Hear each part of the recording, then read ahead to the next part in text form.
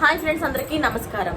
CM కి వెన్నుపోటు 25 మంది ఎమ్మెల్యేలతో రహస్య మీటింగ్. అసలు ఏం జరిగిందన్న పూర్తి వివరాలు తెలుసుకునే ముందు వీడియోని అయితే పూర్తిగా చూడండి, అలాగే సబ్స్క్రైబ్ చేసుకోవడం అయితే మర్చిపోకండి. తెలంగాణ పార్టీ కాంగ్రెస్ లోనైతే అంతర్గత విభేదాలు మళ్లీ తెరవలేపైకి వచ్చేస్తున్నాయి. మునుగోడు ఎమ్మెల్యే అయిన కోమటిరెడ్డి రాజగోపాల్ రెడ్డి అయితే ముఖ్యమంత్రి రేవంత్ రెడ్డికి వ్యతిరేకంగా 25 మంది కాంగ్రెస్ ఎమ్మెల్యేలతో రహస్యంగా సమావేశం అయితే నిర్వహించినట్లు సమాచారం అయితే అందింది. అయితే ఈ సమావేశం 2 రోజుల క్రితం జరిగినట్లు ఈ సమాచారం ఇంటెలిజెన్స్ వర్గాల ద్వారా అయితే ముఖ్యమంత్రి రేవంత్ రెడ్డి గారికి అయితే తెలిసినట్లు విశ్వసనీయ వర్గాల నుంచి వెలువడ్డాయి. అయితే గతంలో కూడా రేవంత్ రెడ్డికి వ్యతిరేకంగా సమావేశమైన కొంతమంది ఎమ్మెల్యేలు ఈ తాజాగా మీటింగ్ లో కూడా తను పాల్గొన్నట్లుగా తెలుస్తుంది.